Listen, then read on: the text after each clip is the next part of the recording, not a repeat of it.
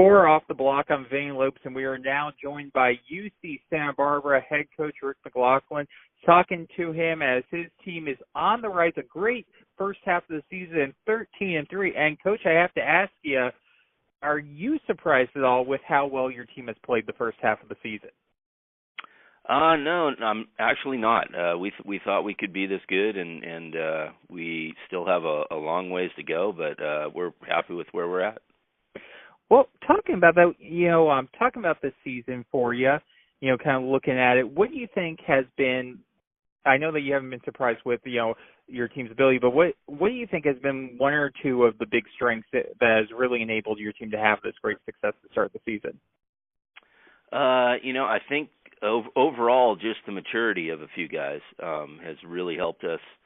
It takes a while to kind of figure out some things for these guys, and they're getting a lot more comfortable doing different things on the court, and probably our serving has been a lot better than in past years. That's something we've been working on a ton, and if you can serve well, you're going to be in any match. Well, Coach, talking about one of your senior leaders, Corey Chavers, having a huge year, what have you seen in his game that's really allowed him to elevate to that next level this season? With Corey's worked really hard at becoming an all-around player. And, I think in high school he middle blocked a little bit and outside hit a little bit. And getting to be an overall, all-around outside hitter who can pass the ball and do everything he needs to do. He's worked at it hard over all these years, and it's all coming together right now. And I think a lot of that is, he's such an explosive athlete, and he's always been kind of our guy that we need to have playing well, and the guy we're going to set if we really need a side out. But he is learning how to deal with, having three guys in his face and being the player that other teams are ganging up on every time. He faced that all last year, and it was tough. It's tough on anybody for the first time, and now he knows how to deal with that. So I think that's a huge reason why we're having the success we're having. Well, with him obviously facing three blockers, sometimes that opens up the court for other players. You've had some good success, with your other PIM players, Ryan Wilcox, for instance. Can you talk about the development of some of your other PIM players and what you're seeing from them? Yeah, my two assistants, Colin Irons and Vince Devaney, they recruited some great freshmen, three of which impacted our lineup right away. And Corey, he deserves so much attention from the other team that these other guys, it allows them to be pretty successful. And they're good players already. So Ryan Wilcox and Brandon Hicks have been phenomenal. Hotian Shaw has been great. He's kind of learning the way we play volleyball every day. He's getting better.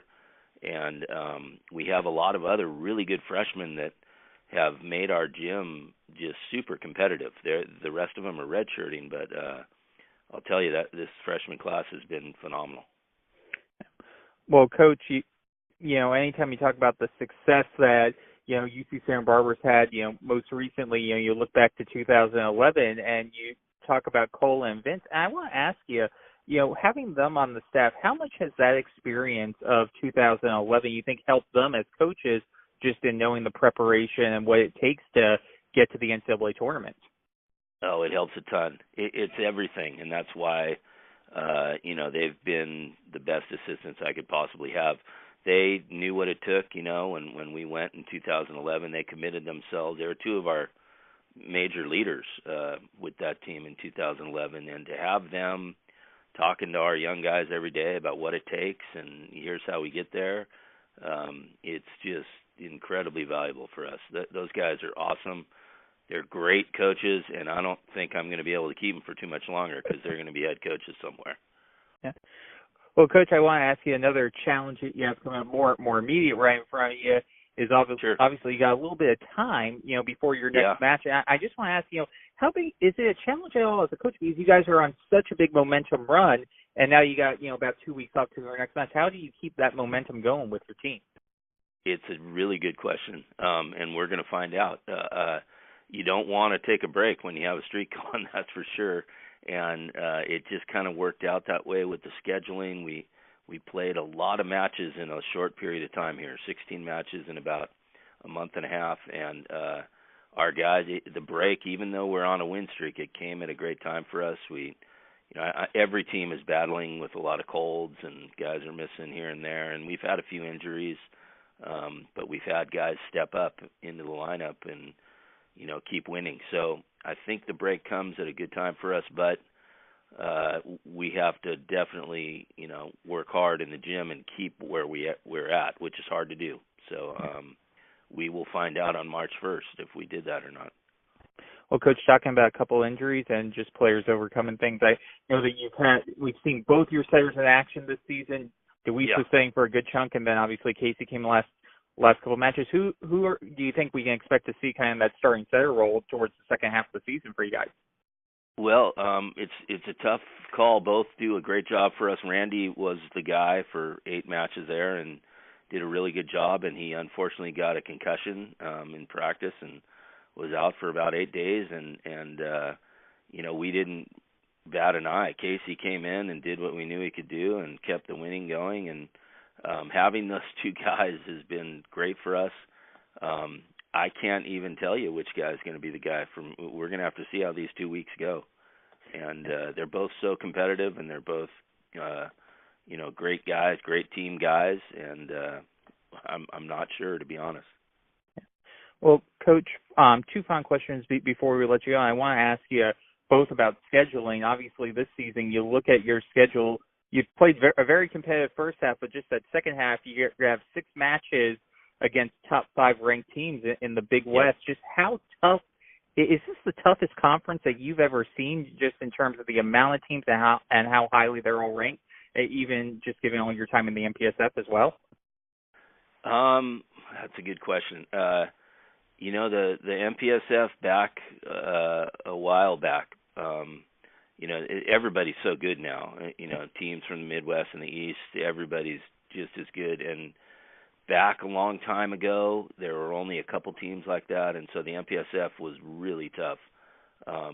But I think the Big West is the toughest. This 6-team, and that's going to change over the years for sure. UCLA and Stanford and BYU and Pepperdine, those teams are awesome, and they're going to be just as good. So I think it's just a rare year where in the first half here, the Big West has done really well, but I guarantee you some of those other teams are going to be there in the end, from the MPSF and from the MIVA and even the EIVA. It's everybody is really good now.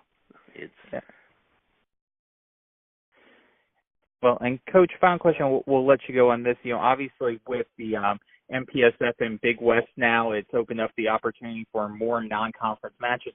And, I was wondering if you could just explain, like, the volleyball community, just how different your job is right now, scheduling non-conference matches when you went from, having to schedule 4 or 5 non-conference matches to now 15.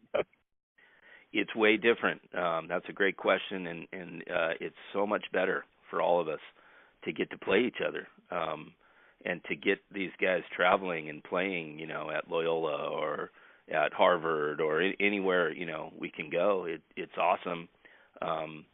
And, back, years ago, we might have 3 or 4 non-league matches when the MPSF had 12 teams, and we just beat up on each other all year, and our guys wouldn't get the experience of playing anybody else. And this is 10 times better, and the forming of the Big West was one of the biggest steps in men's volleyball since I've been in it, and I think it's great for everybody.